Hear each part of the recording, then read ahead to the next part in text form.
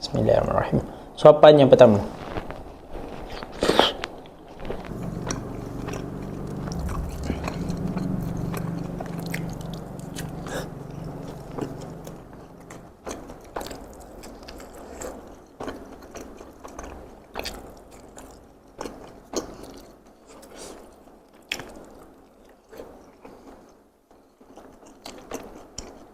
Hai gang, welcome back to my YouTube channel Helmi Gadir Bang. Assalamualaikum warahmatullahi wabarakatuh.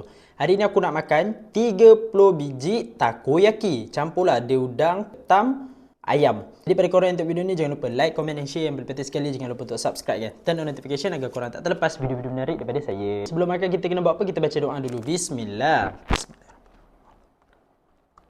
Amin. Sekarang masa untuk kita makan. Bismillah. Bismillahirrahmanirrahim. Suapan yang pertama.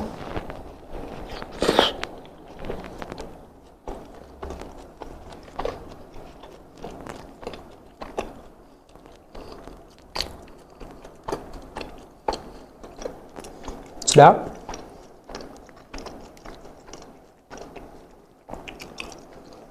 Boleh nampak dia punya permukaan atas.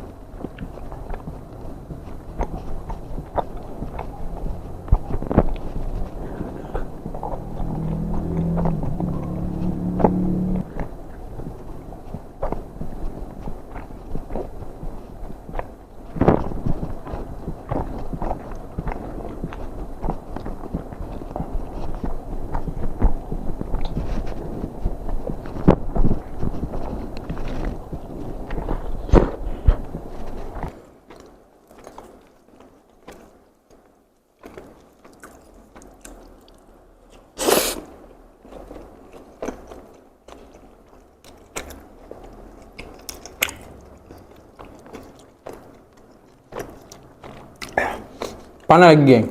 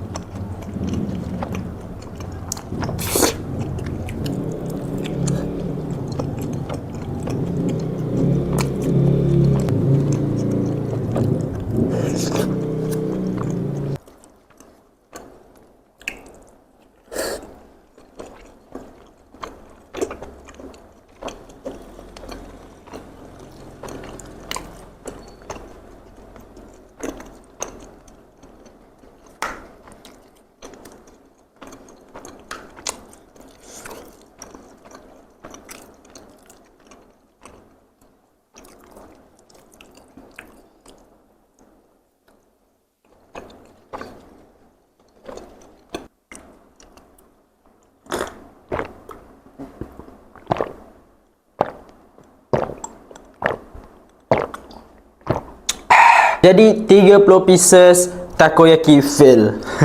Tapi tak apa, aku puas hati sebab sebelum ni aku pernah buat, aku boleh habiskan, tapi kali ni aku dah fail. Apa-apa pun pada korang untuk video ni sampai habis. Thank you very much, and jangan lupa like, comment dan share. Yang paling penting sekali, jangan lupa untuk subscribe dan turn on notification agar korang tak terlepas video-video menarik daripada saya. Terima kasih support. Bye. Assalamualaikum.